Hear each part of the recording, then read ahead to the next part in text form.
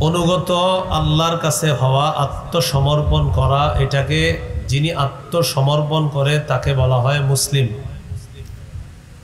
মুসলিম আসছে ইসলাম থেকে, ইসলাম অর্থ আত্মসমর্পণ করা। আল্লাহ বলেন ইদ ক্বালা লাহু রাব্বুহু আসলিম। ইব্রাহিম আলাইহিস সালাতু ওয়াস সালামকে তার রব যখন বললেন আত্মসমর্পণ করেন, ক্বালা আসলামতু লিরাব্বিল আলামিন। ইব্রাহিম নবী বললেন আমি বিশ্ব জগতের রব আল্লাহর কাছে আত্মসমর্পণ করলাম, নিজেরে সঁপে দিলাম। তো আল্লাহ বলেন আত্মসমর্পণকারী পুরুষ, আত্মসমর্পণকারী নারী। দেখেন আমরা মানুষ যারা, আমরাই যে শুধু আল্লাহর কাছে নত হই আত্মসমর্পণ করি তা না। আসমান জমিনের যা আছে সবাই আল্লাহর কাছে আত্মসমর্পণ করে।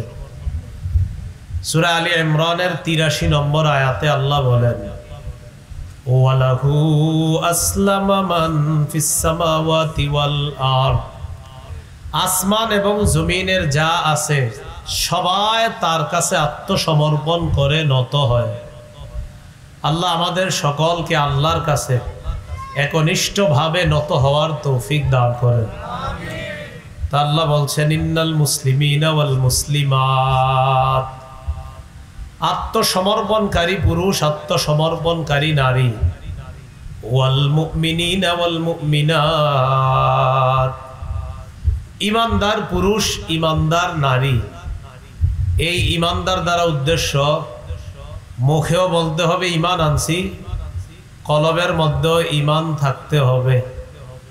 আল্লাহ পাক রব্বুল আলামিন বলেন কুলু আমান্না বিল্লাহ ওয়া মা উনজিলা ইলাইনা ওয়া মা উনজিলা ইলাইকুম ওয়া মা উনজিলা ইলাইনা ওয়া মা উনজিলা ইলা ইব্রাহিম ওয়া ইসমাঈল ওয়া ইসহাক ওয়া ইয়াকুব ওয়াল আসবাত وما أوتي موسى وعيسى وما أوتي النبيون من ربهم। সূরা বাকারা 136 নম্বর আয়াতে আল্লাহ বলেন কুলু, তোমরা বলো, মুখে বলো আমান্না বিল্লাহ, আমরা ঈমান আনছি, আমরা ঈমান আনলাম বিল্লাহ, আল্লাহর প্রতি। এটা মুখেও বলবা। তো এক নাম্বার আল্লাহ বললেন মুখে বলবা ঈমান এনেছি। ওয়ামা উনজিলা ইলাইনা, আমাদের প্রতি যা নাজিল করা হয়েছে এটার প্রতিও আমরা ঈমান আনলাম। ওয়ামা উনজিলা ইলা ইব্রাহিম ওয়া ইসমাঈলা ওয়া ইসহাক ওয়া ইয়াকুবা ওয়াল আসবাত। ইব্রাহিম নবীর প্রতি যা অবতীর্ণ করা হয়েছে, ইসমাইল নবীর প্রতি যা অবতীর্ণ করা হয়েছে, ইসহাক নবীর প্রতি যা অবতীর্ণ করা হয়েছে, ইয়াকুব নবীর প্রতি যা অবতীর্ণ করা হয়েছে, ওয়াল আসবাত তার বংশধরদের প্রতি যা অবতীর্ণ করা হয়েছে, আল্লাহর পক্ষ থেকে যা এসেছে সব এই মুখে বিশ্বাস করে নিলাম। এটা হলো প্রথমে মুখের দাবি।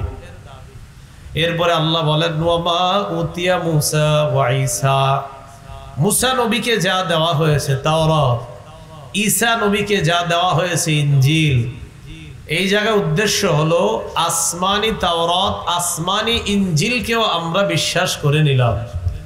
ওয়ামা উতিয়ান নাবিয়্যুনা মির রাব্বিহিম, রবের পক্ষ থেকে দুনিয়ার যত নবীকে যা দেওয়া হয়েছে সব আমরা এই মুখে স্বীকার করে নিলাম।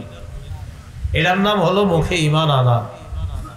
কলবে ঈমান আনা সেটা হলো আপনি শুধু মুখে ঈমান আনলে হবে না, কলবে ঈমান রাখতে হবে। আল্লাহ পাক রব্বুল আলামিন বলেন সূরা হুজুরাতের মধ্যে, আল্লাহ পাক রব্বুল আলামিন বলেন ক্বালাতিল আ'রাবু আমান্না কুল লাম তু'মিনু ওয়ালাকিন কুলু আসলামনা ওয়ালাম্মা ইয়াদখুলিল ঈমানু ফি কুলুবিকুম। সূরা হুজুরাতের 14 নম্বর আয়াতে আল্লাহ বলেন গ্রাম্যবাসী বলে আমান্না, আমরা ঈমান আনলাম। আল্লাহ কয় এদেরকে বলো লাম তুমিনু, তোমরা এখনো ঈমান আনো নাই। ওয়ালাম্মা ইয়াদখুলিল ঈমানু ফি কুলুবিকুম, তোমাদের কলবে এখনো ঈমান প্রবেশ করে নাই। এই আয়াত দ্বারা বোঝা যায় ঈমান শুধু মুখে বললে হয় না, কলবেও ঈমান রাখা লাগে। ঈমান শুধু মুখে বললে হয় না, কলবেও ঈমান রাখা লাগে। ফ্যানটা বন্ধ করে দেন, আওয়াজ হইতেছে বেশি, অথবা একটা দুইটার একটা বন্ধ করেন। এখন সব ঘুরায়েন না, সমস্যা নেই, গরম আমারই না লাগবে, আপনাদের তো সমস্যা নেই, আমার গরম লাগুক, বন্ধ করেন। হ্যাঁ, আল্লাহ পাক রব্বুল আলামিন বলেন তোমাদের কলবের মধ্যে এখনো ঈমান প্রবেশ করে নাই। তাহলে একটা হলো মুখে ঈমান আনা, আরেকটা কলবে ঈমান, উভয় ভাবে ঈমান আনতে হবে। আল্লাহ আমাদের সকলকে কলব এবং মুখ উভয়ের মাধ্যমে যেন আমরা আল্লাহকে বিশ্বাস করতে পারি আর আল্লাহর সকল বিধানকে বিশ্বাস করতে পারি, আল্লাহ তৌফিক দান করেন। এরপরে আল্লাহ পাক রব্বুল আলামিন বলেন ওয়াল কানিতিনা ওয়াল কানিতাত, ইবাদত গুজার পুরুষ, ইবাদত গুজার নারী, আল্লাহর কাছে যে নত হয় তাকে বলা হয় কানিত। মারিয়ামকে ফেরেশতারা ডেকে বলেছিলেন ঈসা নবীর আম্মাকে, ইয ক্বালাতিল মালাইকাতু ইয়া মারইয়ামু কুনুতি লিরাব্বিকি ওয়াসজুদি ওয়ারকাই মা'আর রাকিঈন। লম্বা আয়াত আছে। ইয ক্বালাতিল মালাইকা, ফেরেশতারা যখন বললেন ইয়া মারইয়াম, হে মারইয়াম, ইন্নাল্লাহা ইসতাফাকি, নিশ্চয় আল্লাহ তোমাকে নির্বাচিত করেছেন, ওয়া তাহহারাকি, তোমাকে পবিত্র করেছেন, ওয়াসতাফাকি আলা নিসাইল আলামিন, মারিয়াম তুমি যেই যুগে আছো এই যুগে যত নারী আছে সব নারীর উপর আল্লাহ তোমাকে শ্রেষ্ঠত্ব দান করেছেন। তো এরপরে বলতেছেন ইয়া মারইয়াম কুনুতি লিরাব্বিকি, হে মারিয়াম উকুনুতি, তুমি নত হও, লিরাব্বিকি, তোমার রবের সামনে, ওয়াসজুদি, তুমি সিজদা করো, তুমি নত হও, তুমি সিজদা করো। তো আল্লাহ এখানে 3 নম্বরে বলতেছেন ওয়াল কানিতিনা ওয়াল কানিতাত, ইবাদত গুজার পুরুষ, ইবাদত গুজার নারী। তাহলে 1 নাম্বার আত্মসমর্পণকারী মুসলিম পুরুষ, আত্মসমর্পণকারী নারী। 2 নাম্বার ইমানদার পুরুষ, ইমানদার নারী। 3 নাম্বার ইবাদত গুজার পুরুষ, ইবাদত গুজার নারী। 4 নাম্বার ওয়াস-সাদিকিনা ওয়াস-সাদিকাত, সত্যবাদী পুরুষ, সত্যবাদী নারী। পুরুষের মধ্যে সত্যবাদী যারা, নারীদের মধ্যে সত্যবাদিনী নারী যারা। 5 নাম্বার ওয়াস-সাবিরিনা ওয়াস-সাবিরাত, ধৈর্যশীল পুরুষ, ধৈর্যশীল নারী। 6 নাম্বার ওয়াল খাশিঈনা ওয়াল খাশিআত, বিনীত পুরুষ, বিনীত নারী। বিনীত পুরুষ, বিনীত নারী মানে যেই পুরুষরা নামাজের মধ্যে খুশু খুজু অবলম্বন করে, খালি রুকু সেজদা করে এমন না, রুকু সেজদাগুলা যথাযথভাবে, সুন্দরভাবে, বিনীতভাবে একদম আল্লাহকে হাজির নাজির রেখে সুন্দরভাবে আদায় করে, তারা হলো বিনীত পুরুষ। আর যেই মা বোনরা নামাজে দাঁড়াইলে মনে করে আমি আল্লাহর সামনে আছি, আল্লাহ আমার সামনে, কেমন যেন আল্লাহকে আমি দেখি না, আমি যদিও আল্লাহকে না দেখি আল্লাহ তো আমাকে দেখতে পায়, এইভাবে ইবাদত যারা করে আল্লাহ বলেন এরা হলো আল খাশিঈনা ওয়াল খাশিআত, বিনীত পুরুষ, বিনীত নারী। এরপরে আল্লাহ বলেন ওয়াল মুতাসাদ্দিকিনা ওয়াল মুতাসাদ্দিকাত, দানশীল পুরুষ, দানশীল নারী। যারা সদকা করে পুরুষ, যারা দান করে, যেই মহিলারা দান সদকা করে এই নারীরা। 8 নাম্বার ওয়াস-সাইমিনা ওয়াস-সাইমাত, যেই পুরুষরা রোজা রাখে আর যেই নারীরা রোজা রাখে। 9 নাম্বার আল হাফিজিনা ফুরুজাহুম ওয়াল হাফিজাত, যেই নারী পুরুষ নিজেদের লজ্জাস্থান হেফাজত করে। 10 নাম্বার আয-যাকিরিনা আল্লাহা কাসীরান ওয়াজ-যাকিরাত, যেই পুরুষ বেশি বেশি আল্লাহরে স্মরণ করে আর যেই নারী বেশি বেশি আল্লাহরে স্মরণ করে। আল্লাহরে স্মরণ কিভাবে করবেন? দাঁড়িয়ে আল্লাহরে স্মরণ করবেন, বসে আল্লাহরে স্মরণ করবেন, শুয়ে আল্লাহরে স্মরণ করবেন। সূরা আলী ইমরানের 190 191 নম্বর আয়াতে আল্লাহ বলেন ইন্না ফি খালকিস সামাওয়াতি ওয়াল আরদি ওয়াখতিলাফিল লাইলি ওয়ান নাহারি লাআয়াতিল লিউলিল আলবাব। আসমান সমূহের সৃষ্টি এবং জমিনের সৃষ্টির মাঝে ওয়াখতিলাফিল লাইলি ওয়ান নাহার, রাত এবং দিনের পরিবর্তনের মাঝে লাআয়াতিল লিউলিল আলবাব, নিদর্শন রয়েছে জ্ঞানীদের জন্য। এবার আল্লাহ বলেন জ্ঞানী কারা? আল্লাযীনা ইয়াযকুরুনাল্লাহা কিয়ামা, যারা দাঁড়িয়ে আল্লাহরে স্মরণ করে, আল্লাহর জিকির করে। ওয়া কুউদা, যারা বসে বসেও আল্লাহরে স্মরণ করে। ওয়া আলা জুনুবিহিম, যারা শুয়ে শুয়ে বালিশে মাথাটা লাগায় আল্লাহরে স্মরণ করে। যেমন আজকে রাত্রে যখন শুইতে যাবেন বিছানায় বসে সুবহানাল্লাহ, আলহামদুলিল্লাহ, লা ইলাহা ইল্লাল্লাহ, আল্লাহু আকবার। আর ফাতেমা রাদিয়াল্লাহু তাআলা আনহারে নবীজি যেটা শিখাইছে যে ইদা আখাসতি বাদজাক, তুমি যখন বিছানায় যাইবা ফাতেমা, সাব্বিহিল্লাহা সালাসাও ওয়া সালাসিন, 33 বার সুবহানাল্লাহ পড়বা। ওয়াহমাদিল্লাহা সালাসাও ওয়া সালাসিন, 33 বার আলহামদুলিল্লাহ পড়বা। ওয়া কাব্বিরিল্লাহা আরবাআও ওয়া সালাসিন, 34 বার আল্লাহু আকবার পড়বা। ফাতেমা, সারাদিন কাজ করে যে ক্লান্ত হবে, তোমার শরীরের যে কষ্টগুলো হবে, এই 100 বার তাসবিহ পয়রা যখন শুইবা, সারা দিনের ক্লান্তি আল্লাহ দূর করে দিবেন। সুবহানাল্লাহ। আল্লাহ বলেন জ্ঞানী কারা? আল্লাযীনা ইয়াযকুরুনাল্লাহা কিয়ামা, যারা দাঁড়িয়ে আল্লাহরে স্মরণ করে। ওয়া কুউদা, বসে বসে আল্লাহরে স্মরণ করে। ওয়া আলা জুনুবিহিম, শুয়ে শুয়ে আল্লাহকে স্মরণ করে। দেখেন আজকে আমরা সারাদিন যারা কাজ করছি, অটো চালাইছেন, সিএনজি চালাইছেন, কৃষি খাতে কাজ করছেন, দোকানদারি করছেন, সারাদিন আপনার কত পরিশ্রম কষ্ট হয়েছে, রাতে শোয়ার সময় আপনি তাসবিহটা আদায় করবেন। হযরতে ফাতেমা রাদিয়াল্লাহু তাআলা আনহা আল্লাহ রাসূলের কাছে গিয়েছিলেন খাদেম চাওয়ার জন্য। আব্বা, আপনার দরবারে খাদেম আসছে। তো হযরত আলী ফাতেমা রাদিয়াল্লাহু তাআলা আনহাকে পাঠাইছে, ফাতেমা নবীর দরবারে যাও, খাদেম আসছে কয়েকজন, তুমি তোমার আব্বাকে গিয়ে বলো একজন খাদেম দিতে। তোমার ঝাড়ু দিলে যেই কষ্টগুলো হয়, কলসি দিয়া পানি ভরে আনতে যেই কষ্ট হয়, আর তোমার কাপড় চোপড় গুলা যেই পরিমাণ ময়লা হয়ে যায় কষ্টের কারণে, এই কষ্টগুলো একটু আসান হবে। হযরত ফাতেমা গেছে। আবু দাউদ শরীফের বর্ণনা, রাসূলের কাছে যাওয়ার পর অনেক মানুষ দেখে আর কিছু কয় নাই, চলে আসছে। নবীজি দেখছে আমার মেয়ে আমার কাছে আসছে, কিন্তু কিছু না কয়ে চলে গেছে। নবীজি পরের দিন আসছে, ফাতেমা, জি আব্বা, কি ব্যাপার, কালকে কেন গেছিলা? কিছু না বইলা চলে আসছো। হযরত ফাতেমা কিছু বলে না। হযরত আলী কয়, আমি বলছি ইয়া রাসূলুল্লাহ, ফাতেমাকে আমি পাঠাইছি আপনার কাছে একজন খাদেম আনার জন্য, কিন্তু ফাতেমা আপনার দরবারে মানুষ দেখে কিছু বলতে পারে নাই লজ্জায়, আর এখনো আপনার কাছে কিছু বলতে পারতেছে না।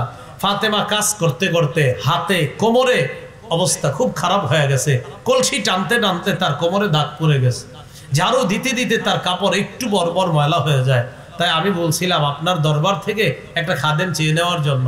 নবীজি বললেন, ফাতেমা, তুমি যেই সারাদিন কষ্ট করো, আমি তোমার এর চাইতে আরো দামি জিনিস শিখাইয়া দেই। শুইতে যাইলে 33 বার সুবহানাল্লাহ, 33 বার আলহামদুলিল্লাহ, 34 বার আল্লাহু আকবার পড়বা। এই আমলটা খাদেমের চাইতেও আরো শ্রেষ্ঠ। এই হাদিস গবেষণা করলে বোঝা যায়, শরীরে যে ক্লান্তি আসে কষ্ট করার পর, সারাদিন কাজকর্ম করে আপনাদের যে কষ্ট হয়, রাতের বেলা বিছানায় যাওয়ার সময় যদি এই তাসবিহ আদায় করে শোন, যেহেতু কষ্ট লাঘবের পরিবর্তে নবী এই আমল নবীর কন্যা ফাতেমাকে শিখাইছে, আশাবাদী ইনশাআল্লাহ এই আমল যদি করেন সারা দিনের ক্লান্তি আল্লাহ দূর করে দিবেন। ক্লান্তি দূর করার জন্যই তো খাদেম চাইছে। এটা বললেন, ওয়াযাকিরিনাল্লাহা কাসীরা ওয়াযাকিরাত, যেই সমস্ত পুরুষ আল্লাহরে স্মরণ করে আর যেই সমস্ত নারীরা আল্লাহরে স্মরণ করে, আ'আদ্দাল্লাহু লাহুম মাগফিরাতাও ওয়া আজরান আযীমা, আল্লাহ পাক রব্বুল আলামিন তাদের জন্য নির্ধারণ করে দিয়েছেন মাগফিরা, ক্ষমা প্রস্তুত করে রেখেছেন, ওয়া আজরান আযীমা, আল্লাহ বলেন এই সমস্ত নারী পুরুষের জন্য আমি আল্লাহ বিরাট প্রতিদান প্রস্তুত করে রেখেছি। কয় শ্রেণী? 10 শ্রেণী। বলেন কয় শ্রেণী? 10 শ্রেণী। এখন আসেন 10 শ্রেণী নারী পুরুষ আল্লাহ আমাদের জন্য প্রস্তুত করে রেখেছেন। এমন প্রতিদান যেটাকে আল্লাহ বললেন বিরাট। সূরা নিসা আল্লাহ বলেন, নারী পুরুষের মধ্য থেকে যারা নেক আমল করবে, নারী পুরুষের মধ্য থেকে যারা নেক আমল করবে, এই নেক আমলের প্রতিদানে আল্লাহ পাক রব্বুল আলামিন তাদেরকে জান্নাত দান করবে। আল্লাহ স্পষ্ট বলেছেন এই নারী পুরুষরা জান্নাতে প্রবেশ করবে। সূরা নিসা আয়াত নাম্বার 124 আল্লাহ বলেন, وَمَن يَعْمَلْ مِنَ الصَّالِحَاتِ مِنْ ذَكَرٍ أَوْ أُنثَى وَهُوَ مُؤْمِنٌ, নারী পুরুষের মধ্য থেকে ঈমানদার অবস্থায় যারা নেক আমল করবে, ঈমান অবস্থায় যারা নেক আমল করবে, فَأُولَئِكَ يَدْخُلُونَ الْجَنَّةَ, আল্লাহ বলেন তারা জান্নাতে প্রবেশ করবে। নারী পুরুষের মধ্য থেকে ঈমানদার অবস্থায় যারা নেক আমল করবে তারা জান্নাতে প্রবেশ করবে। তাহলে বারবার আমি কি বলতেছি? নারী পুরুষ এই দুইটা জাতি। সূরা নিসার 1 নম্বর আয়াতে আল্লাহ বলেন, ইয়া আইয়ুহান নাসুত্তাকু রাব্বাকুমুল্লাযী খালাকাকুম মিন নাফসিন ওয়াহিদা, হে মানুষ তোমরা ভয় করো তোমাদের রবকে, যিনি তোমাদেরকে বানিয়েছেন এক আত্মা থেকে। এই আত্মা দ্বারা উদ্দেশ্য আদম নবী। وخلق منها زوجها وبث منهما رجالا كثيرا ونساء, আল্লাহ ব্যাখ্যা করতেছেন আদম থেকে আল্লাহ বানাইলেন তার বিবি হাওয়াকে। আদম এবং হাওয়া থেকে আল্লাহ অসংখ্য অগণিত নারী পুরুষ সারা পৃথিবীতে ছড়িয়ে দিয়েছেন। তাহলে আল্লাহ আমাদেরকে বানাইলেন একজন পুরুষ আর একজন নারী থেকে। একজন পুরুষ আদম আর একজন নারীকে বলেন তো হাওয়া। এই কথাটা সূরা হুজুরাতে আল্লাহ আরো সুন্দরভাবে বলেছেন, ইয়া আইয়ুহান নাসু ইন্না খালাকনাকুম মিন যাকারিন ওয়া উনসা। সূরা হুজুরাতের 13 নম্বর আয়াতে আল্লাহ বলেন, হে মানুষ, ইন্না খালাকনাকুম, আমি তোমাদেরকে সৃষ্টি করেছি, মিন যাকারিন, এক পুরুষ থেকে, ওয়া উনসা, এক নারী থেকে। এক পুরুষ আদম, এক নারী হাওয়া। আমি গুরুত্বপূর্ণ একটা আলোচনার দিকে আগাইতেছি, মনোযোগ সহকারে শুনলে শেষ পর্যন্ত আপনারা বসতে হবে, তাহলে একটা বিষয় আমাদের সামনে স্পষ্ট হবে, যে বিষয়টা নিয়ে আমাদের দেশে ঝগড়া চলতেছে। তো আল্লাহ বললেন আমি তোমাদেরকে বানাইছি এক পুরুষ এক নারী থেকে। আবার সূরা নিসায় বললেন তোমরা ভয় করো ওই রবকে, যিনি তোমাদেরকে এক আত্মা থেকে বানাইছে, আদম থেকে। আদম থেকে বানাইছে হাওয়াকে। তাহলে বলেন তো আদম তিনি কি? পুরুষ। আর হাওয়া তিনি কি বলেন তো? নারী। আমরা এখানে যারা বসা আছি আমরা কি? পর্দার আড়ালে যারা। তাহলে নারী আর পুরুষ কি আলাদা জাতি না এক জাতি? নারী পুরুষ এই যে দুইটা শ্রেণী আল্লাহ বানাইছে, নারীরা কি পুরুষ আর পুরুষরা কি নারী? আচ্ছা, যদি নারীরা পুরুষ হইতো তো এখানে এসে বসতো, ঠিক না? তাহলে মা বোনরা আলাদা একটা, তাদের সম্মান মর্যাদা আছে বলে তারা পর্দার আড়ালে, আর আমরা তাদের থেকে আলাদা বলে আমরা এখন স্পষ্ট এখানে সরাসরি বসে আছি, তাই তো? তাহলে নারী পুরুষ না আর পুরুষ নারী না, এটা সবাই মানেন তো? পিছনে কয়েকজন জিনা কয় না, মানে কি নারী যে পুরুষ না, পুরুষ নারী না, এটা এখনো মানতে নারাজ। আচ্ছা, নারী পুরুষের চলন বলন ইবাদত পার্থক্য হবে, ভিন্ন হবে। ইবাদতে যেমন পার্থক্য, তাদের চলাফেরায় পার্থক্য, তাদের পোশাক আশাকেও পার্থক্য। পুরুষরা চেহারা খুইলা রাস্তাঘাটে চলবে, এই জন্য আমার নাম পুরুষ। মা বোনরা চেহারা খুলে রাস্তায় চলবে না, তাই তার নাম নারী। চেহারা যদি উভয়দল খুইলা চলি তো আমার আর এর মাঝে পার্থক্য কোথায়? আচ্ছা, ইবাদতের মধ্যেও নারী পুরুষের পার্থক্য আছে। একটা কিতাব আছে নাম বাইহাকি। এই কিতাবের 2 নম্বর খণ্ড 223 নম্বর পৃষ্ঠা। আন্না রাসূলুল্লাহ সাল্লাল্লাহু আলাইহি ওয়াসাল্লাম মাররা আলা ইমরাতাইন তুসাল্লিয়ান। রাসূলুল্লাহ সাল্লাল্লাহু আলাইহি সাল্লাম 2 মহিলার পাশ দিয়ে অতিক্রম করলেন, যেই 2 মহিলা নামাজ আদায় করতেছিলেন। কয় মহিলা? ফাকালা ইযা সাজাদতুমা জুম্মা বা'দাল লাহমি ইলাল আরদ ফাইন্নাল মারআতা লাইসাত ফি যালিকা কাররাজুল। রাসূলুল্লাহ সাল্লাল্লাহু আলাইহি সাল্লাম 2 নারীর পাশ দিয়ে অতিক্রম করলেন, যারা নামাজ পড়তেছে। নবীজি সতর্ক করে 2 নারীকে বললেন, হে নারীরা, তোমরা যখন সিজদা করবা তখন তোমরা শরীরটা মাটির সাথে মিলাইবা, ভালো করে শরীরটা মাটির সাথে মিলিয়ে রাখবা। কেননা ফাইনাল মারআতা লাইসাত ফি যালিকা কাররাজুল, সিজদা করার ক্ষেত্রে নারীরা পুরুষের মতো না। নবী বললেন সিজদা করার ক্ষেত্রে নারীরা পুরুষের মতো না। তাহলে নারী পুরুষের সিজদারও পার্থক্য হয়ে গেল। আচ্ছা, বাইহাকি শরীফের 2 নম্বর খণ্ড 223 নম্বর পৃষ্ঠা, এই জায়গার মধ্যে রাসূলুল্লাহ সাল্লাল্লাহু আলাইহি সাল্লামের আরেকটা বর্ণনা। ক্বালা রাসূলুল্লাহ সাল্লাল্লাহু আলাইহি ওয়াসাল্লাম ইযা জালাসাতিল মারআতু ওয়াদাআত ফাখিযাহা আলা ফাখিযিহাল উখরা। রাসূলুল্লাহ সাল্লাল্লাহু আলাইহি সাল্লাম বলেন, নারী যখন নামাজের মধ্যে বসে তখন ওই নারী তার ডান উরুকে বাম উরুর উপর রাখবে। নারী যখন বসে তখন সে ডান উরুকে বাম উরুর উপর রাখবে। আমরা পুরুষরা কি ডান উরু বাম উরুর উপর রাখি? তাহলে পার্থক্য হয়ে গেল। মনোযোগ সহকারে শুনবেন। রাসূলুল্লাহ সাল্লাল্লাহু আলাইহি সাল্লাম বললেন, ইদা জালাসাতিল মারআ, নারী যখন নামাজের মধ্যে বসে, ফিস সালাহ, ইদা জালাসাতিল মারআতু ফিস সালাহ, নারী যখন নামাজের মধ্যে বসবে, ওয়াদাআত ফাখিযাহা আলা ফাখিযিহাল উখরা, সে তার ডান উরুকে বাম উরুর উপরে রাখবে। এরপর রাসূলুল্লাহ সাল্লাল্লাহু আলাইহি সাল্লাম বলেন, ওয়া ইদা সাজাদাত, নারী যখন সিজদা করবে, আলসাকাত বাতনাহা ফি ফাখিযাইহা, নারী সিজদা করলে তার পেটটাকে 2 উরুর সাথে মিলিয়ে রাখবে। নারী যখন সিজদা করবে তখন তার পেটকে 2 উরুর সাথে মিলাবে। আমরা পুরুষরা কি পেট উরুর সাথে মিলাই না বকরির বাচ্চা যাওয়া পরিমাণ খালি রাখি? খালি রাখি।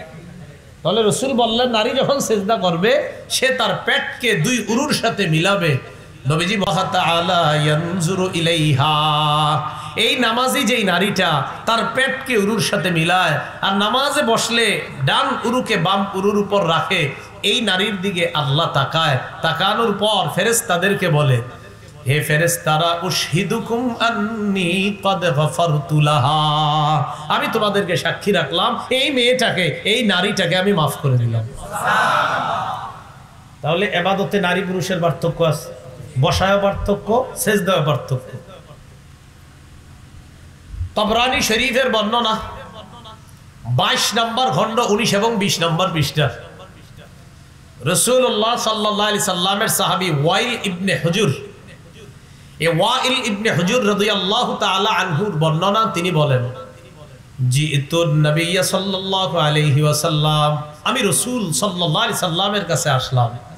আসার পর আল্লাহ নবী আমাকে ডাকলেন, ডেকে বললেন, ইয়া ওয়াইল ইবনে হুজুর, ও ওয়াইল ইবনে হুজুর, ইযা সাল্লাইতা, যখন তুমি নামাজের মধ্যে দাঁড়াও, যখন তুমি নামাজ আদায় করবা, ফাজআল ইয়াদাইকা হিজাআ উযুনাইকা, তুমি তোমার 2 হাত কান বরাবর উঠাইবা। সুবহানাল্লাহ। কি বরাবর? পুরুষরা কি বরাবর উঠাই? কান বরাবর। তাহলে রাসূলুল্লাহ সাল্লাল্লাহু আলাইহি সাল্লাম ওয়াইল ইবনে হুজুরকে বললেন, ইযা সাল্লাইতা, যখন তুমি নামাজ পড়বা, ফাজআল ইয়াদাইকা, তুমি তোমার 2 হাত, হিজাআ উযুনাইকা, তোমার কান বরাবর উঠাইবা। তো যাও, আরেক হাদিসে কানের লতি আছে, তো এই যে আপনার কান বরাবর মানলাম আমরা। এবার নবী বলেন, ওয়াল মারআতু তাজআলু ইয়াদাইহা, রাসূলুল্লাহ সাল্লাল্লাহু আলাইহি সাল্লাম বলেন, মহিলারা তাদের হাত উঠাবে হিজাআ সাদিয়াইহা, বুক বরাবর। কি বরাবর?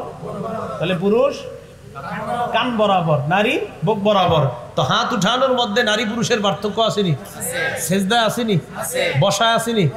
তো ইবাদতে যদি পার্থক্য হয়, রাস্তায় বাইরে হইলে পার্থক্যটা কেন হবে না সেটা বলেন। তো রাসূলুল্লাহ সাল্লাল্লাহু আলাইহি সাল্লাম বললেন, ওয়াইল, তুমি যখন নামাজ শুরু করবা, ফাজআল ইয়াদাইকা হিজাআ উযুনাইকা, তুমি তোমার 2 হাত কান বরাবর উঠাইবা।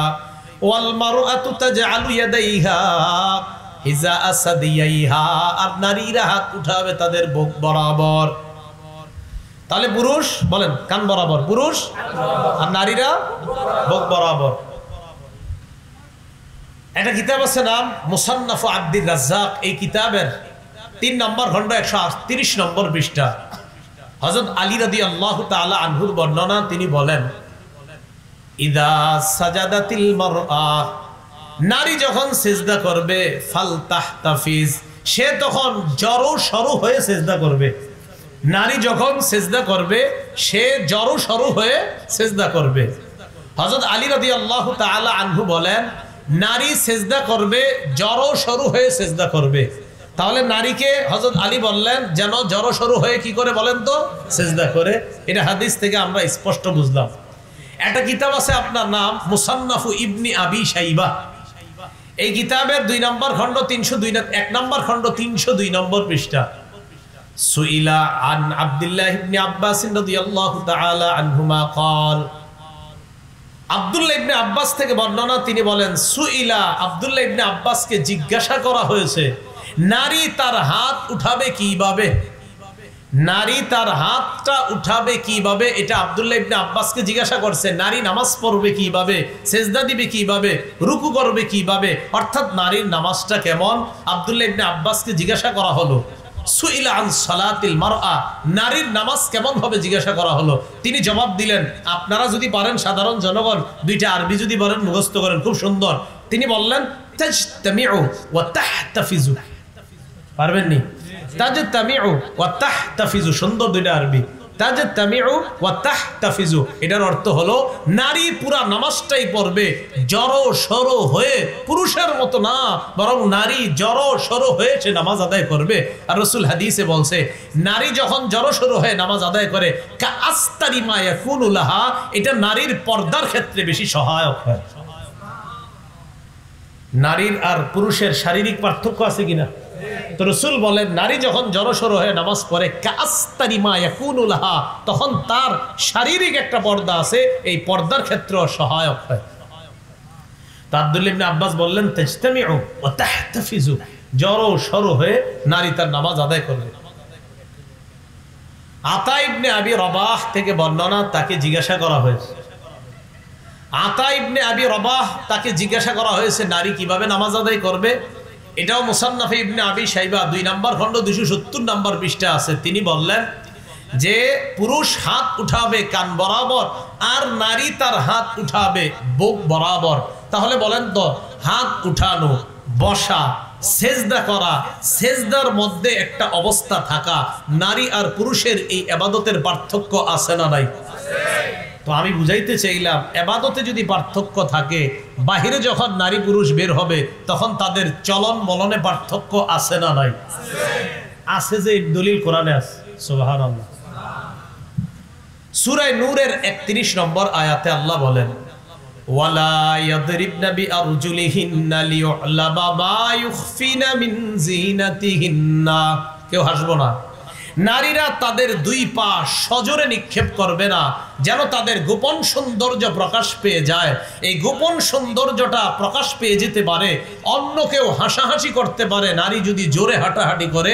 তাই আল্লাহ বললেন নারী তার 2টা পাও জোরে ফেলাইতে পারবে না, আস্তে আস্তে হাঁটবে। পুরুষ দৌড়াইতে পারবে, পুরুষ দ্রুত হাঁটতে পারবে। আল্লাহ বলছেন নারীরা তাদের পাটাও দ্রুত নিক্ষেপ করবে না। তাহলে কি হাঁটার পার্থক্য আসেনি? কেন আছে? এজন্য আমরা যারা স্বামী আছেন, আপনারা আপনার বিবিরে যখন নাকি রিক্সা উঠাইতে নিয়ে যান, আপনারা একটা কাজ করেন, খারাপ কাজ ঠিক করেন না। ছেলেটারে কোলে নেন, বাচ্চাটারে নিয়ে একটা দৌড় দেয়, তো মহিলা কি করবো, উনিও একটু স্পিডে হাঁটে পিছে পিছে আপনার কারণে। ওই যে আপনি একটু দ্রুত দৌড়াইতেছেন, আপনি দ্রুত দৌড়াইবেন না। আপনি আপনার বিবিকে আস্তে ধীরে হাঁটার ব্যবস্থা করে দেন। আপনি দ্রুত দৌড়াবেন না, অটো পাবেন, রিক্সা পাবেন, বাস পাবেন, এশিয়া লাইন একটা চলে গেলে আরেকটা পাবেন ইনশাল্লাহ। কিন্তু আপনার বিবি যে আল্লাহর হুকুম, নারীরা যেন তাদের পা সজোরে নিক্ষেপ না করে, আর এই সজোরে নিক্ষেপ করার কারণ যেন আপনি স্বামী না হন, এই বিষয়টা খেয়াল রাখবেন। স্বামী আগে দ্রুত দৌড়ায় তো স্ত্রীও কি করবে, উনিও একটু হাঁটার স্পিড বাড়ায়, এটা আপনার কারণে। এজন্য আপনি দ্রুত হাঁটবেন না। কি কথাগুলো বুঝে আসছে?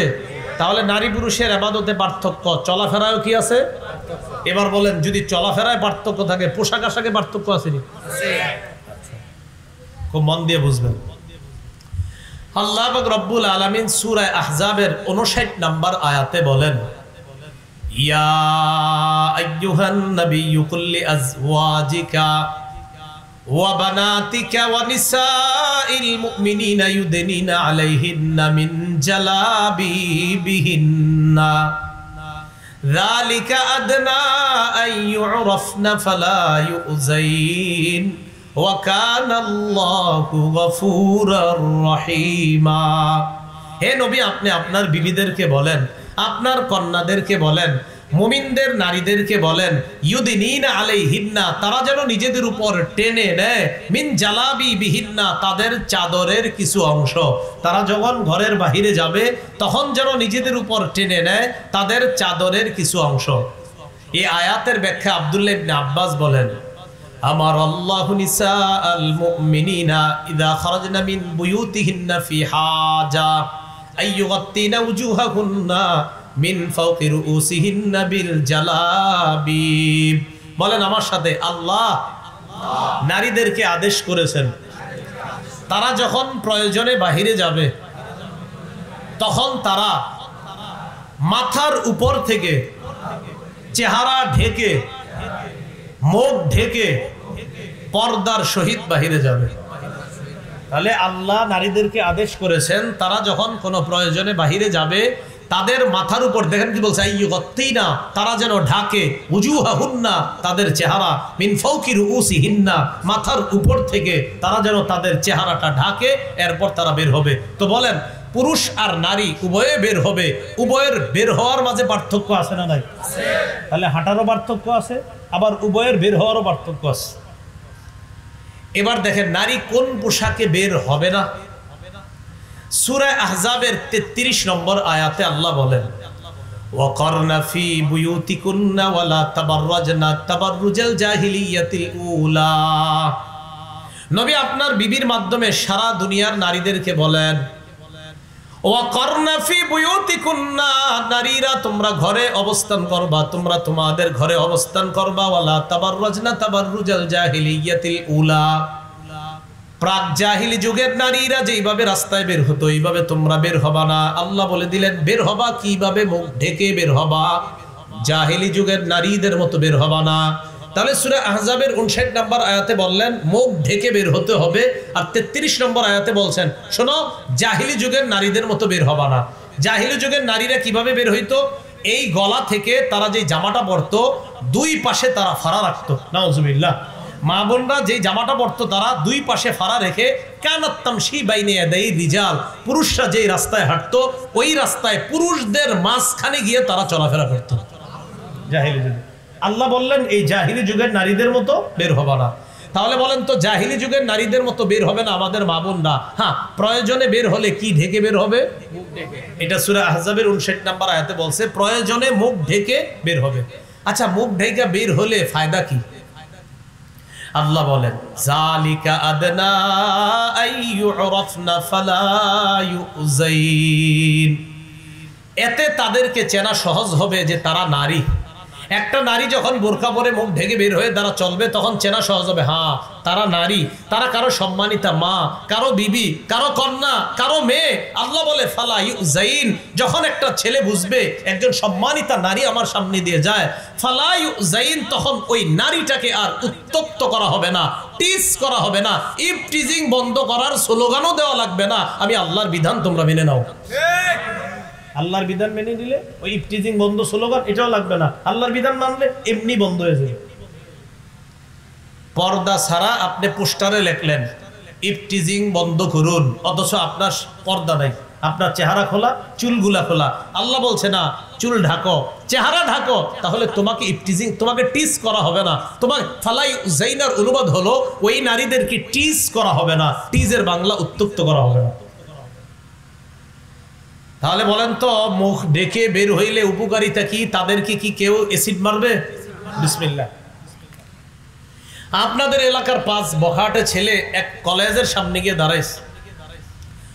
কলেজের সামনে দাঁড়িয়ে আছে কি দক্ষিণ পাড়ার জামিলা খাতুন এদিকে যাবে, তার মুখে অ্যাসিড মারবেন, এই নিয়তে দাঁড়ায় রয়েছে। জামিলা খাতুনের বান্ধবীরা পরামর্শ দিছে যে তুমি এক কাজ করো, বোরকা পরো আর মুখ ঢাকো। তো এই মেয়েটা ইদানিং মুখ ঢাইকা বের হয়, আর ওই 5 জন প্রতিদিন গিয়া দাঁড়ায়। গত শনিবার থেকে খালি প্রত্যেকদিন দাঁড়ায় রয়েছে, প্রত্যেকদিন যায়, কিন্তু ওই মেয়েটা আর বের হয় না।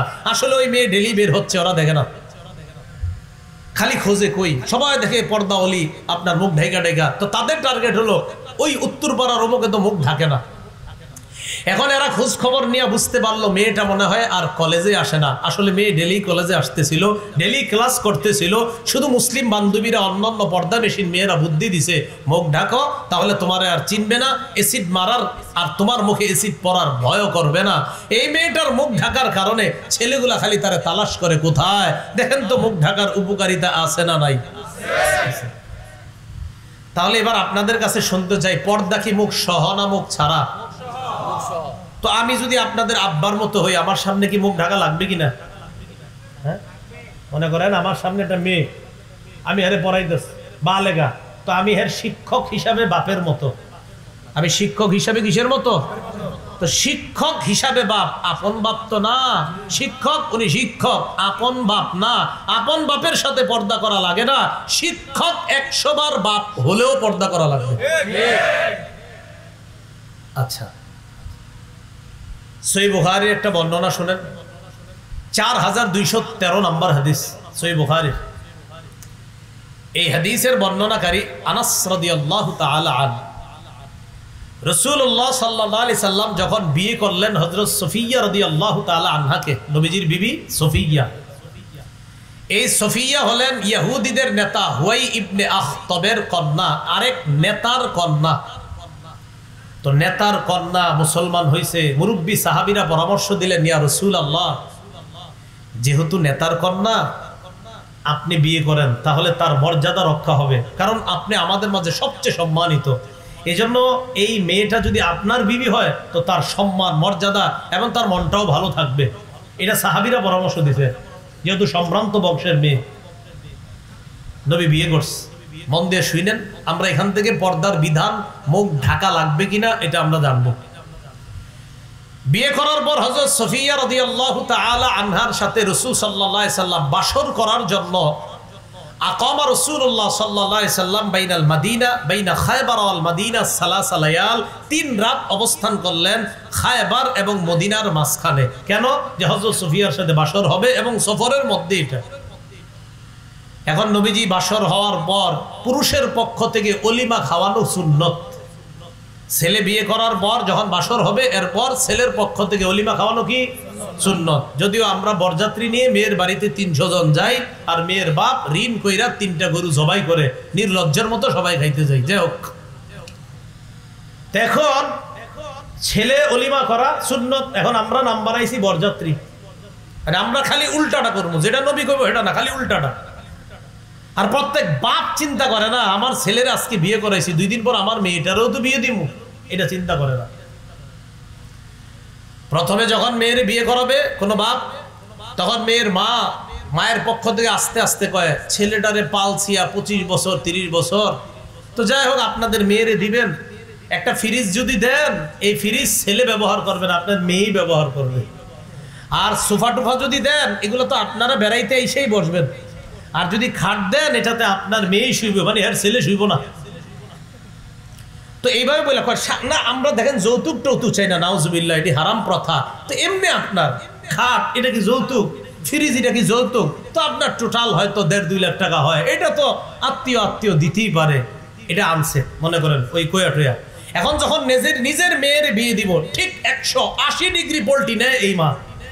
এই নিজের মেয়ে বিয়ে দেওয়ার সময় 180 ডিগ্রি পল্টি নিয়ে কয় যৌতুক হারাম, কিসের আবার ফ্রিজ। এ কিন্তু নিজের ছেলের সময় ফ্রিজ নিচ্ছে। আজীব। রাসূলুল্লাহ সাল্লাল্লাহু আলাইহি সাল্লামের ওলিমা। আনাস রাদিয়াল্লাহু তাআলা আনহু বলেন, দাউতুল মুসলিমিনা ইলা ওয়ালিমা, আমি মুসলমানদেরকে দাওয়াত দিলাম রাসূলের ওলিমা খাওয়ার জন্য। রাসূলুল্লাহ সাল্লাল্লাহু আলাইহি সাল্লামের ওলিমাতে যখন দাওয়াত দিলাম, ওলিমার মধ্যে গোশত আর রুটির আইটেম করতে পারি নাই। মা কানা ফিহা মিন খুবজিন ওয়ালা লাহমিন, এই ওলিমায় গোশত ছিল না, রুটিও ছিল না। ইল্লা আন আমারা বিলালান বিল আদা, রাসূল হযরত বেলালকে আদেশ করলেন, বেলাল দস্তরখান বিছাও। ফালকা আলাইহা তামরা ওয়াল আকিতা ওয়াস সামনা, ওলিমায় 3টা আইটেম রাখলেন। 1 নাম্বার খেজুর, 2 নাম্বার পনির, 3 নাম্বার ঘি। এই 3 আইটেম দস্তরখানায় রাইখা হযরত আনাসকে বললেন, আনাস যাও আমার সাহাবীদেরকে দাওয়াত দাও, এই 3 আইটেম দিয়েই ওলিমা খাওয়ায় দাও। সফরে ওই আপনার রুটি আর গোশত ব্যবস্থা করা সম্ভব হয় না। কিন্তু দেখেন রাসূল সাল্লাল্লাহু আলাইহি সাল্লাম মানে বিয়ের অলিমা হবে, দেখেন নবী সফরেও এটা আদায় করতেছে। আমরা টোটাল উল্টাটা, খালি হিসাব প্রথমে বলে যে বরযাত্রী কতজন যাবে। কোনোদিন কন্যাযাত্রী এই শব্দটা শুনছেন? উচিত তো কন্যাযাত্রী হওয়া, হয় বরযাত্রী। রাসূলুল্লাহ সাল্লাল্লাহু আলাইহি সাল্লাম, এবার যে বিষয়টা আমাদের বলা উদ্দেশ্য, সাহাবায়ে কেরাম যখন অলিমা খাইতে আইতেছে একের পর এক, আপনারা জানেন ওই যুগে সফরে একদল বাহনে ব্যবহার করত আর একদল হাইটে হাইটে সফর করত। তো সাহাবীরা আস্তে আস্তে অলিমা খাইতে আসতেছে। এক সাহাবী আরেক সাহাবীরে কয়, আচ্ছা এই যে সফিয়া, নবীজি সাল্লাল্লাহু আলাইহি সাল্লাম যারে নিলেন সফিয়াকে, ইহদা উম্মাহাতিল মুমিনিন আও মিম্মা মালাকাত ইয়ামিনু, এই সফিয়া কি মুমিনদের মা, মানে নবীজির বিবি, আর আমাদের মা হবে উনি, নাকি নবীর কোনো দাসী? দেখেন কি কয়, এই সফিয়া তিনি কি মুমিনদের মা, মানে মুমিনদের মা মানে নবীর বিবি, নাকি নবীর কোনো দাসী? এটা সাহাবীরা কয়েকজন বলা বলি করতেছে। এবার সাহাবীরা নিজেরাই জবাব দিতেছে, শোনো আমরা ভালো করে লক্ষ্য করব এই মহিলার প্রতি। কয় কি, ইন হাজাবাহা ফাহিয়া ইহদা উম্মাহাতিল মুমিনিন, আমরা লক্ষ্য করে দেখব রাসূলুল্লাহ সাল্লাল্লাহু আলাইহি সাল্লাম যদি এই সফিয়াকে পর্দার আড়ালে রাখে তাহলে বুঝবো তিনি নবীর বিবি আর আমাদের মা। ওয়া ইল্লাম ইয়াহজুবহা, আর যদি পর্দার আড়ালে না রাখে, ফাহিয়া মিম্মা মালাকাত ইয়ামিনু, তাহলে বুঝবো এটা নবীর দাসী। এই দাসীর মুখ ঢাকা লাগবে না, পর্দা করা লাগবে না। ওই যুগে দাসীদের মুখ ঢাকা জরুরি ছিল না, কিন্তু যারা বিবি হবে তাদের মুখ ঢাকতে হবে। তো সাহাবীরা কয় পার্থক্য একটু বড়ই হয়ে যাবে, আমরা দেখব যে নবী তার বিবিকে পর্দা করায় কিনা। যদি পর্দা করায় তাহলে বুঝবো তিনি মুমিনদের মা, আর যদি পর্দা না করে, নারী যদি তার চেহারা খোলা রাখে, তাহলে বুঝবো তিনি মনে হয় দাসী হবে, এই দাসীদের অন্তর্ভুক্ত। তো সাহাবীরা অপেক্ষায় আছে। ফালাম্মার তাহালা, নবীজি বাহনের উপর উঠলেন, ওয়াত্তাআলাহা খালফা, সফিয়াকে পিছনে বসাইলেন, ওয়ামাদ্দাল হিজাব, পর্দা টেনে সফিয়াকে পর্দার আড়ালে নিয়ে নিলেন। তাহলে বোঝা গেল কি, এটা কি কারণ গেল না আসলো? আলহামদুলিল্লাহ, ইন্না লিল্লাহ, আলহামদুলিল্লাহ। এখন কোনটা? ইন্না লিল্লাহ। আচ্ছা আলহামদুলিল্লাহ, মানে কারেন্ট আসছে। আচ্ছা, তো রাসূলুল্লাহ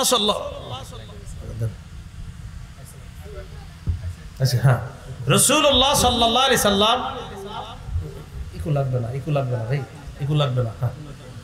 রাসূলুল্লাহ সাল্লাল্লাহু আলাইহি ওয়াসাল্লাম তার বিবিকে যখন পর্দার আড়ালে নিলেন, তখন সাহাবীরা বুঝলেন তিনি নবীর বিবি।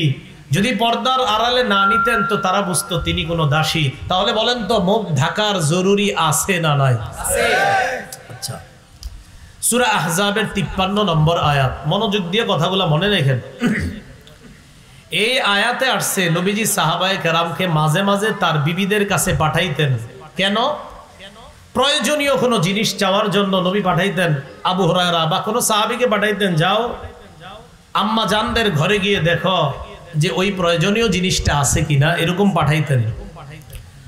আল্লাহ পাক রব্বুল আলামিন বলে দিলেন, ওয়া ইযা সাআলতুমুহুন্না মাতাআন ফাসআলুহুন্না মিন ওয়ারাই হিজাব, যখন তোমরা নবীর বিবিদের কাছে প্রয়োজনীয় কোনো জিনিস চাইবা, ফাসআলুহুন্না, তখন তোমরা প্রয়োজনীয় জিনিসটা চাইবা মিন ওয়ারাই হিজাব, পর্দার আড়াল থেকে চাইবা। সাহাবীদেরকে বললেন, যখন তোমরা নবীর বিবিদের কাছে প্রয়োজনীয় কোনো জিনিস চাইবা, পর্দার আড়াল থেকে চাইবা। আপনারা বাড়ির পাশ দিয়ে যাইতেছেন, পানির পিপাসা লাগছে, হঠাৎ এই বাড়িতে গিয়ে বললেন, বাড়িতে কেউ আসেন, এক গ্লাস পানির হলে আমার জন্য ভালো হয়। নারী পর্দার আড়াল থেকে সে পানির গ্লাসটা পর্দার এ পাশে রেখে ভিতর থেকে বলবে, হ্যাঁ পানি দেওয়া হয়েছে, আপনি পানি পান করেন। আল্লাহ বলছেন, নারীদের থেকে যখন কিছু চাইবা পর্দার আড়াল থেকে চাইবা। এখন আপনাদের কাছে আমি জানতে চাই, পর্দার আড়াল থেকে সাহাবীরা যখন কিছু চায়, তখন কি আম্মাজানদের শরীরটা পর্দার ভিতরে ছিল আর মাথাটার চেহারাটা এমনি বাইরে ছিল? হ্যাঁ, চেহারা কি ঢাকতে হবে কিনা? উদ্ভট কথা কোত্থেকে আসতেছে আল্লাহ জানে। হঠাৎ মুখ ঢাকার প্রয়োজনীয়তা নাই। তো আল্লাহ বলছেন, যখন তাদের কাছে কিছু চাইবা, ফাসআলুহুন্না মিন ওয়ারাই হিজাব, পর্দার আড়াল থেকে চাইবা। আল্লাহ আমাদের মা বোনদেরকে শরঈ পর্দা, খাঁটি পর্দা করার তৌফিক দান করেন, আমিন। আল্লাহ কয় পর্দার আড়াল থেকে পুরুষরা যদি নারীদের কাছে কিছু চাও, আর নারীরা উপাস থেকে কিন্তু নরম ভাষায় কথা বলবে না, কর্কশ ভাষায় বলতে হবে। জি, পানি দেওয়া হয়েছে নেন খান, কোনো নরম ভাষা না। কিন্তু নারী যখন কোনো পুরুষের সাথে কথা বলবে কর্কশ ভাষায়, নরম ভাষায় বলা যাবে না। কথা বুঝে আসছে? হ্যাঁ। এখন আল্লাহ কয় এটা বললে কি হবে? জালিকুম আতহারু লিকুলুবিকুম ওয়া কুলুবিহিন্না, এটা তোমাদের আর ওই নারীদের অন্তরের পবিত্রতার কারণ বলে আমি আল্লাহ এই পর্দার সিস্টেমের এপাশ আর ওপাশে পর্দা করে কথা বলাটা আমি আল্লাহ উভয়ের কলবের পবিত্রতার কারণ বলে ঘোষণা করলাম। কলব পবিত্র থাকবে। সহজে বুঝেন, মোবাইলে হঠাৎ এক নারী কণ্ঠ আর আপনার সাথে খুব সুন্দর করে কথা বলতেছে, আপনার ঘরে মাত্র 3 জন সন্তান। কয়জন? 3 জন। কিছুদিন পরে আর ঘরে আসে না ঠিক মতো, মানে ভাল লাগে না। ইদানিং ঘটনা কি? স্ত্রীরও ভাল লাগে না, ছেলে মেয়ে কাউরে আর ভাল লাগে না। সমস্যা মনে হয় কোথাও হচ্ছে কি, উনি ওই তালতলায় গিয়া খালি কার সাথে যাই কথা কয়। কি ইদানিং কার সাথে কথা বলেন? না, ওই ব্যবসায়ী পারপাস, ব্যবসায়ী পারপাস সব যাইতেছে। এটা আপনি মানেন আর না মানেন, দুই পক্ষ থেকে যখন নাকি আপনি নরম সুরে কথা বলা হবে, অবশ্যই শয়তান তাদেরকে বিপদে ফেলাবে। আরেকটা হাদিস শুনেন, বাইহাকি শরীফ দালাইলুন নবুওয়াহ 7 নম্বর খণ্ড 117 নম্বর পৃষ্ঠা। রাসূল ইন্তেকাল করলেন। ওলামা ছাড়া এখানে যারা আছেন কেউ বলতে পারবেন রাসূল কোন বিবির ঘরে ইন্তেকাল করছে? আলেম ছাড়া অন্যরা? মাশাআল্লাহ, মাশাআল্লাহ। আয়েশা সিদ্দিকা রাদিয়াল্লাহু তাআলা আনহার ঘরে রাসূল ইন্তেকাল করলেন। ইন্তেকাল করার পর রাসূলের দেহ মোবারক খাটের উপরে, দেখেন খুব মন দিয়ে বুঝেন, আয়েশার ঘরের দরজা লাগানো, পর্দা ফালানো। আবু বকর সিদ্দিক আসলেন। আসার পর যখন রাসূলের ইন্তেকালের সংবাদ শুনলেন, এটা শুনে আবু বকর সিদ্দিক আসলেন, ঘরের সামনে দাঁড়িয়ে আছে।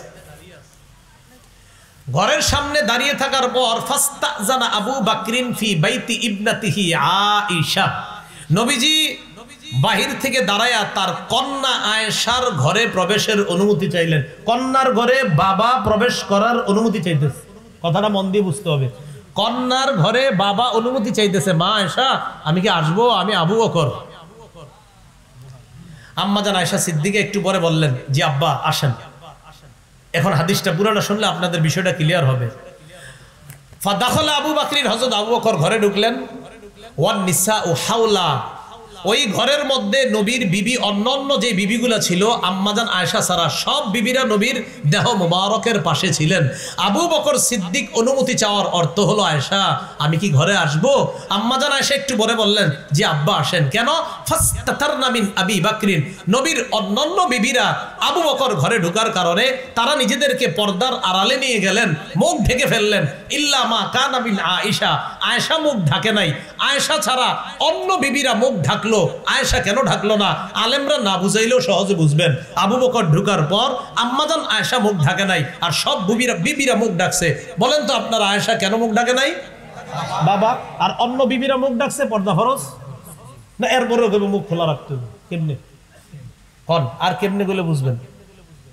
রাসূল ইন্তেকাল করলেন, আবু বকর ঢুকলেন, সব মুখ ডাকছে, একজন ছাড়া। একজনকে? আমার কন্যা। কন্যা বাপের সামনে মুখ ডাকবে কেন? সহজই। আচ্ছা, আরেকটা হাদিস শুনেন, সহিহ বুখারীর 4141 নম্বর হাদিস। 4141 কত হয়? 4141, লম্বা হাদিস। তো লম্বা হাদিস আমরা শুনবো না, শুধু সামান্য একটু 3টা লাইন শুনবো।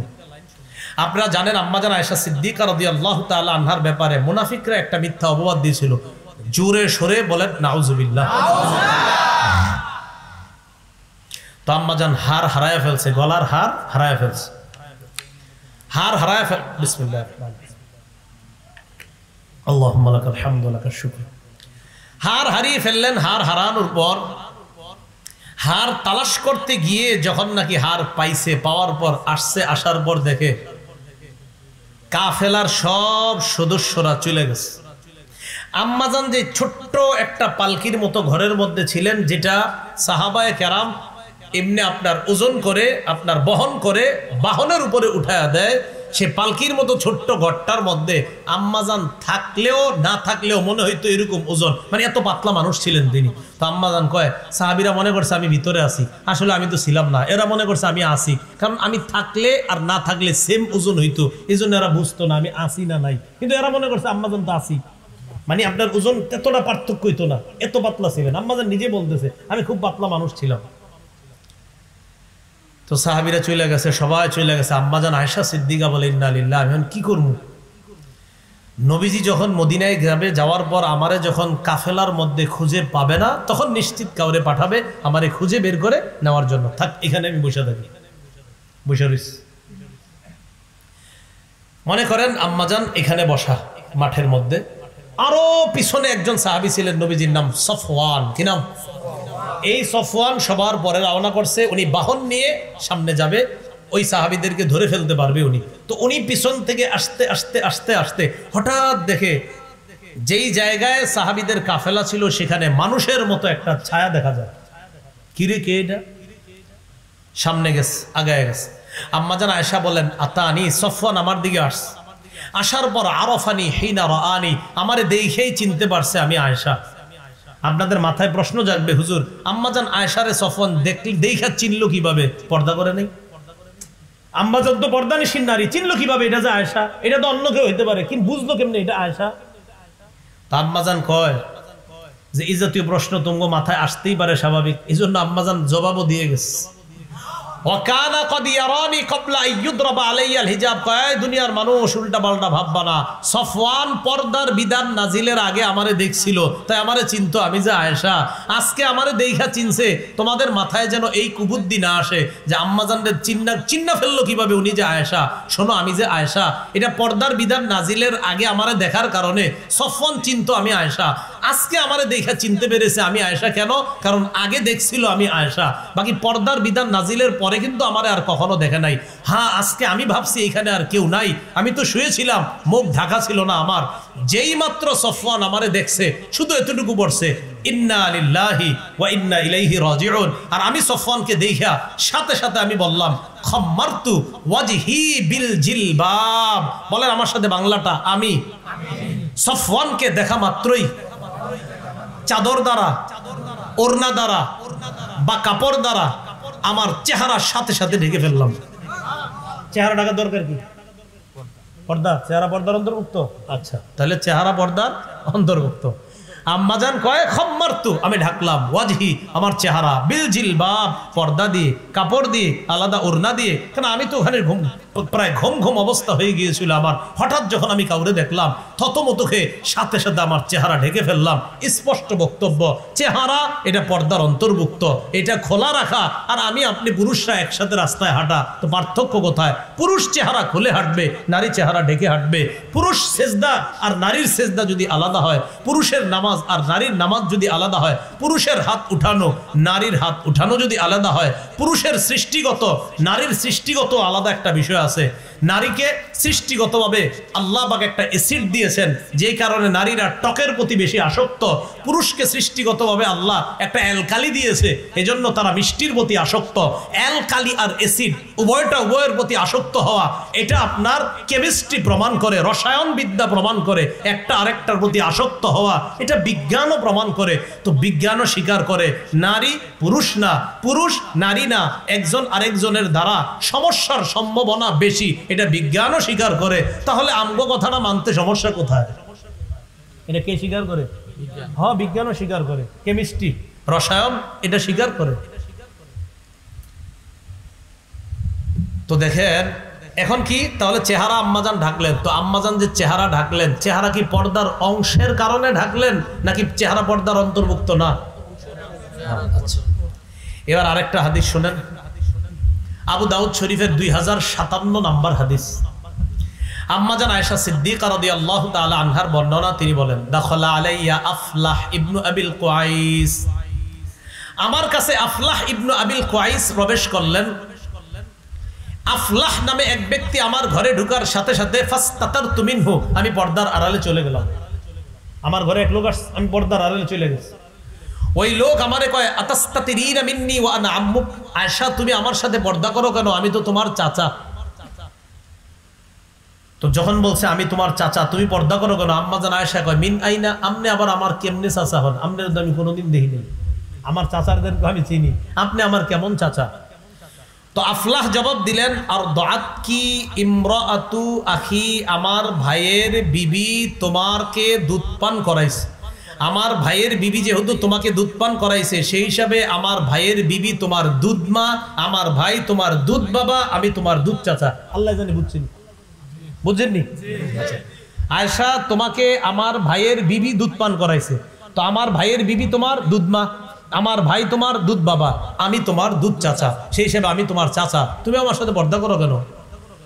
আম্মা জান আয়েশা যে জবাব দিচ্ছেন, উনি তখনও মাসালাটা জানতেন না, তো একটা জবাব দিছে, একটু হাসবেন আপনারা জবাবটা শুনে, বাকি বেশি জোরে হাসেন না, একটু হাসির কথা আর কি। আম্মা জান বললেন, ইন্নামা আরদাআতনিল মারআ, আমারে দুধ পান করাইছে মহিলা, ওয়ালাম ইউরদি'নি রাজুল, পুরুষ তো দুধ খাওয়ায় নাই, আমারে দুধ পান করাইছে মহিলা, তো মহিলার সাথে আমার সম্পর্ক হবে, আপনার লোক আমার কিসের সম্পর্ক?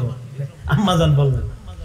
ইতিমধ্যে নবীজি বাসায় আসছে, আসার পর আম্মা জান আয়েশা সিদ্দিকা রাদিয়াল্লাহু তাআলা আনহা বলেন, ফাহাদ্দাসতুহু, আমি রাসূলুল্লাহ সাল্লাল্লাহু আলাইহি সাল্লামকে পুরো বিষয়টা জানাইলাম। নবীজি বললেন, আয়েশা ইন্নাহু আম্মুকি, হ্যাঁ সে আসলে তোমার চাচা। ফাল্লালিজ আলাইকি, সে সমস্যা নেই, সে তোমার চাচা। আয়েশা, বংশীয় কারণে যাদের সাথে পর্দা করা লাগে না, দুধের সম্পর্কের কারণেও তাদের সাথে পর্দা করা লাগে না, সে আসলেই তোমার চাচা। বাকি এটা বুঝো আমাদের উদ্দেশ্য না, আমার উদ্দেশ্য আম্মাজান প্রথমে পর্দার আড়ালে কেন গেলেন? হ্যাঁ, পর্দার আড়ালে গিয়ে কি মুখটা বাইরে রাখছিল? তাহলে মুখ কি পর্দার অন্তর্ভুক্ত কিনা?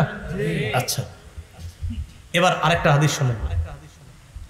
আবু দাউদ শরীফের বর্ণনা, উম্মে খাল্লাদ নামে এক মহিলা রাসূলের কাছে আসছে, তার ছেলে ইন্তেকাল করছে, তো ছেলের ব্যাপারে নবীর কাছে জানতে আসছে। সাহাবীরা কয়, আতাস আলিনা আন ইবনিকি ওয়া আনতি মুনতাকিবা, তুমি মুখে নেকাব লাগায় আসছো ছেলের ব্যাপারে জানতে, তোমার মাথা ঠিক আছে? কেন? ছেলে শহীদ হয়ে গেছে, ইন্তেকাল, ছেলে মারা গেছে, এই ছেলে মারা যাওয়ার পরেও মুখ যে ঢাকতে হবে এটা তোমার মনে আছে? মহিলারা সাহাবীরা বলতেছে, ছেলে মারা গেলেও তোমার যে মুখ ঢাকতে হয় এই সেন্স আছে তোমার? মহিলা জবাব দেয়, শোনো, বিপদ সন্তানের উপরে আসছে, আমার লজ্জার উপরে এখনো বিপদ আসে নাই। আর কেমনি বুঝাইলে বুঝবো? মহিলা কি কয়, ছেলে মারা গেছে তো কি হয়েছে, বিপদ ছেলের উপরে গেছে, আমার লজ্জার উপরে তো বিপদ আসে নাই, কেন আমি চেহারা ডাকবো না? আর আমাদের এই গ্রামগঞ্জে কোনো ছেলে মারা গেলে আমাদের মা বোনরা পর্দা দূরের কথা, মাটিতে গড়াগড়ি করে কয়, আজরাইল আমার ছেলেরে দেখলো আর কাউরে দেখলো না। নাউজুবিল্লাহ, নাজায়েজ, হারাম এই সমস্ত কথা বলা। আল্লাহ আমাদেরকে হেফাজত করে। এখন বলেন, মুখ ঢাকা লাগবে? তাহলে মুখ এটাও পর্দার অন্তর্ভুক্ত। বলেন, মুখ পর্দার অন্তর্ভুক্ত। আচ্ছা, ছেলে যখন কোনো মেয়েরে বিয়ে করাইতে নিয়ে যান, আপনার ছেলে একটা মেয়েকে বিয়ে করাবেন, বিয়ের আগে ওই মেয়েটাকে দেখাইতে নিয়ে যাননি? আর কয় না, দেখাইতে নিয়ে যান না? একটা বাড়িতে অনুষ্ঠান হয়, ওই বাড়িতে 2-4 জনের খানার আয়োজন করে, ছেলে যায় গিয়ে মেয়েটারে দেখে। কেন মেয়ের ওই বাড়িতে গিয়ে দেখে গা? চাই স্টলে চিপা চুপায় দেখলি তো হয়, বাড়িতে গিয়ে দেখবো কেন? অনুষ্ঠান করে এক জায়গায় দেখবে, দেখে গো আব্বা পছন্দ হয়েছে, বিয়ে করাই দেন, শেষ। হ্যাঁ, কারণ ছেলে মেয়েকে বিয়ের জন্য শুধু ওই সময়ের জন্য ততটুকু দেখা যায়, এই জন্য বাবা ফোন দেয় মেয়ের যে হ্যাঁ আসেন, আপনারা যে প্রস্তাব দিচ্ছেন আমাদের মেয়েকে আজকে দেখার জন্য আপনারা আসতে পারেন। তখন ওই ছেলেটা মেয়েটাকে দেখার জন্য একটা নির্দিষ্ট সময় করে, দিন করে, তারিখ করে দেখতে যায়। কেন? কারণ শরীয়ত তাকে ওই দিনের জন্য সামান্য সময় বিয়ে করার নিয়তে কিছু মুহূর্ত দেখা অনুমোদন দিয়েছে শরীয়ত, অন্য সময়ে দেখার অনুমোদন দেয় না। এটা মুখের কথা না, হাদিসের কথা। হাদিসটা শুনেন তাহলে। মুসনাদে আহমদ 5 নম্বর খণ্ড 424 নম্বর পৃষ্ঠা, এখানে আসছে, ক্বালা রাসূলুল্লাহ সাল্লাল্লাহু আলাইহি ওয়াসাল্লাম, ইযা খাতাবা আহাদুকুম ইমরাআতান ফালা জুনাহা আলাইহি আন ইয়ানজুরা ইলাইহা। রাসূলুল্লাহ সাল্লাল্লাহু আলাইহি সাল্লাম বলেন, তোমাদের কেউ যখন কোনো মেয়েরে বিয়ের প্রস্তাব দেয়, তখন ওই মেয়েটাকে দেখা তার জন্য গুনাহ না। তোমাদের কেউ যখন কোনো মেয়ের বিয়ের প্রস্তাব দেয়, তখন বিয়ের জন্য ওই মেয়েটাকে দেখা গুনাহ না। এবার আপনারা উল্টাটা বলেন যে বিয়ের জন্য দেখা গুনাহ না, তাহলে অন্য সময় দেখা? রাসূল বললেন বিয়ের প্রস্তাব দেওয়ার পর তাকে দেখা গুনাহ না, অন্য সময় দেখা অবশ্যই গুনাহ। আরেকটা হাদিস শুনেন, সহিহ বুখারীর বর্ণনা 4328 নম্বর হাদিস। এই হাদিসের বর্ণনাকারী আবু মুসা রাদিয়াল্লাহু তাআলা। এই হাদিসটা পুরোটা মন দিয়ে শুনেন, পর্দার অংশটা সামান্য, বাকি হাদিসটা খুব চমৎকার হাদিস। দেখেন কি বলে। আবু মুসা রাদিয়াল্লাহু তাআলা আনহুর বর্ণনা, তিনি বলেন, কুনতু মা'আন নবী সাল্লাল্লাহু আলাইহি সাল্লাম বিল জি'রানা। একটা এলাকা আছে নাম জিরানা, ওই এলাকায় নবীর সাথে ছিলাম। ওয়া মাআহু বিলাল, রাসূলের সাথে আরেক সাহাবী বিলাল ছিলেন। কয়জন হইল? দুইজন, আবু মুসা, বিলাল। ফাতাত নবী সাল্লাল্লাহু আলাইহি ওয়াসাল্লাম আরাবিয়ুন, এক গ্রাম্য ব্যক্তি নবীর কাছে আসছে। তাহলে আবু মুসা, বেলাল আর এক গ্রাম্য ব্যক্তি নবীর কাছে আসছে। আসার পর কয়, ইয়া রাসূলুল্লাহ আলা তুনজিজুলি মা ওয়া'আদতানি, আমারে যে ওয়াদা করছেন এটা পুরা করবেন না? নবীজি বললেন, আবশির, সুসংবাদ গ্রহণ করো। এন গ্রাম্য ব্যক্তি কয়, কদ আকসারতা আলাইয়া মিন আবশির, আপনি খালি বলেন সুসংবাদ গ্রহণ করো, সুসংবাদটা কি এটাই তো করলাম। গ্রাম্য ব্যক্তি বল। নবীজি একটু রাগ হয়ে গেছে, বলেন নাউজুবিল্লাহ। ফাআকবালা আলা আবি মুসা ওয়া বেলালিন কাহাইআতিল গদবান, নবী একটু রাগ হয়ে আবু মুসা আর বেলালের দিকে তাকাইলেন। গ্রাম্য ব্যক্তির থেকে চেহারা ফিরায়া এবার বেলাল আর আবু মুসার দিকে তাকায়া বললেন, রদ্দাল বুশরা, গ্রাম্য ব্যক্তির সুসংবাদ দিয়েছিলাম, ও প্রত্যাখ্যান করেছে। ফাকবালা, তোমরা সুসংবাদটা নিয়ে নাও, গ্রহণ করে নাও। এখন ওই দুই সাহাবী বুদ্ধিমান কয়, কবিল না, সুসংবাদ কি জানা দরকার নাই, আপনি কইছেন এটাই যথেষ্ট, কবিল না, আমরা গ্রহণ করে নিলাম। ফাদআ বিকাদাহিন, পানির পাত্র আনলেন নবীজি। ফাগসালা ইয়াদাইহি ওয়া রিজলাহু, নবী নিজের হাত মুবারক ধুইলেন আর চেহারা ধুইলেন। আমরা কি প্রমাণ করার জন্য হাদিসটা শুনতেছি? পর্দা। কই পর্দার কথা? কই পুরোটা বন্ধ দিয়ে শুনতে হবে, নাইলে বুঝে আসবে না। রাসূল তার হাত মুবারক ধুইলেন, মুখ মুবারক ধুইলেন, ধোয়ার পর ওয়া মাজ্জা, কুলি করলেন। কুলি করার পর মনে করেন পাত্রে পানি আরেকটু আছে। নবীজি ওই দুই সাহাবী বেলাল আর আবু মুসাকে বললেন, ইশরাবা, নাও অতিরিক্ত পানি যা আছে পান করো তোমরা। ফাআফরিগা আলা নুহুরিকুমা ওয়া উজুহিকুমা, আর পানি যা থাকবে এই পানির ছিটা আলা উজুহিকুমা, চেহারা আর বুকের মধ্যে দিয়ে দিবা তোমরা। স্বপ্নেও যদি নবীর এরকম পানি পেয়ে যান তাও কিন্তু কম না। নবী সরাসরি বলতেছে, আমি যেই পানিটা উজু করলাম, কুলি করলাম, আর কিছু পানি আছে, এটা তোমরা দুইজন পান করো। পান করার পর চেহারা আর বুকের মধ্যে কি করো? ছিটায় দাও। কি প্রমাণ করার জন্য হাদিস চলতেছে? পর্দা। এই অবস্থা চলতেছে। ফাফআলা, দুই সাহাবী তাই করলেন, পান করলেন, শরীরে আর মুখে ছিটাইতে লাগলেন। ফানাদাতু উম্মু সালমা মিন ওয়ারাইস সিতরি, নবীজির বিবি আম্মা জান উম্মে সালমা পর্দার আড়াল থেকে দুই সাহাবীকে ডাক দিলেন। কোত্থেকে? পর্দার আড়াল থেকে। কোত্থেকে? পর্দা। দুই সাহাবী বেলাল আর আবু মুসা, তাদের দুইজনকে ডাকলেন। ডাকার পর বললেন, আফজিলা লি উম্মিকুমা, আবু মুসা, বেলাল, তোমাদের এই মায়ের জন্য কিছু বরকত রেখে দিও। তোমরা দুইজন যে পানি পান করতেছো, নবীর বরকতটা, আফজিলা লি উম্মিকুমা, তোমাদের এই মায়ের জন্য কিছু বরকত রেখে দিও। তো মা পর্দার বাহির থেকে বলছে না পর্দার আড়াল থেকে? কেন? মা ছেলের মতো, ছেলেরা মায়ের সামনে আছে আর মা ছেলের সামনে, পর্দা লাগে কেন? হ্যাঁ, নবীর বিবিরা আমাদের মা, বাকি জন্মদাত্রী মা না, জন্মদানকারিনী মা না। এই জন্য নবীর বিবিরা মা হওয়ার পরেও তাদের সাথে পর্দা ফরজ। জন্মদারিনী মা যিনি, তিনি আমার জন্ম দিয়েছেন, তাই তার সাথে পর্দা ফরজ না। তাই ধর্মীয় মা, অমুক মা, তমুক মা, আমি তোমার মায়ের মতো, সবার সাথে পর্দা ফরজ। আমি তোমার বাপের মতো, এগুলোর সাথে পর্দা ফরজ। তাহলে মত বাপ, মত মা, পর্দা ফরজ। আসল বাপ, আসল মা, সেখানে মাসালা ভিন্ন। কথা বুঝে আসছে? তো চেহারা ঢাকুন লাগবো নি? তাহলে পর্দা কি চেহারা সহ না চেহারা ছাড়া? তাহলে আবার পূর্বের কথা থেকে আসেন, মুসলমান নারী পুরুষ। তাহলে পুরুষ নারী আর নারী পুরুষ দুইজন কি এক না? নারী আলাদা আর পুরুষ আলাদা। তাহলে নারী পুরুষ না আর পুরুষ নারী না। আচ্ছা, দুজনকে আল্লাহ আদম থেকে বানাইছে কিভাবে? আদম থেকে বানাইছে হাওয়াকে, আর আদম এবং হাওয়া আলাইহিমাস সালাতু ওয়াস সালাম থেকে নারী পুরুষ বানাইছে। বানানোর পর আল্লাহ পাক রব্বুল আলামিন নারী পুরুষকে বলে দিলেন, এদের মধ্যে ইমানদার অবস্থায় যারা নেক আমল করবে তারা জান্নাতে যাবে। এবার নবী বললেন, শোনো, আমলের মধ্যে পার্থক্য হবে।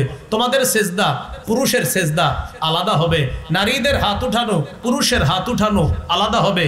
নারীর সেজদা দেওয়া, নারীর রুকু করা পুরুষের চাইতে অবশ্যই তার আলাদা হবে। তাহলে নারীর সেজদা, রুকু, নামাজটা রাসূলুল্লাহ সাল্লাল্লাহু আলাইহি সাল্লাম বলেন, নারী জড়ো সরো হয়ে নামাজ আদায় করবে। হযরত আলী বলেন, নারী জড়ো সরো হয়ে নামাজ আদায় করবে। আব্দুল্লাহ ইবনে আব্বাস বলেন নারী জড়সড় হয়ে নামাজ আদায় করবে। রাসূল বলেন ওয়াইল কান বরাবর হাত উঠাইবা, নারীরা বুক বরাবর হাত উঠাইবে। আতা ইবনে রবাহ বলেন পুরুষরা কান বরাবর হাত উঠাইবে, নারীরা বুক বরাবর হাত উঠাইবে। হাত উঠানোতে পার্থক্য, সিজদার মধ্যে পার্থক্য, বসার মধ্যে পার্থক্য। তাহলে বলেন বাহিরে যাওয়ার মধ্যে পার্থক্য আছে না নাই? নারীরা কিভাবে যেন বের হবে মনে আসেনি? পর্দা করে মুখ ঢেকে, কাদের মতো না, জাহিলি যুগের নারীদের মতো না। আল্লাহ আমাদের সকলকে যে কথাগুলা বললাম শুনলাম পর্দার গুরুত্ব অনুধাবন করে সমাজে এলাকায় সর্বত্র আমরা মা বোনদেরকে যেন পর্দার আড়ালে রাখতে পারি, আল্লাহ তৌফিক দান করেন। সুবহানাল্লাহি ওয়া বিহামদিহি, সুবহানাকাল্লাহুম্মা ওয়া বিহামদিকা, আশহাদু আল্লা ইলাহা ইল্লা আনতা, আস্তাগফিরুকা ওয়া আতুবু ইলাইক।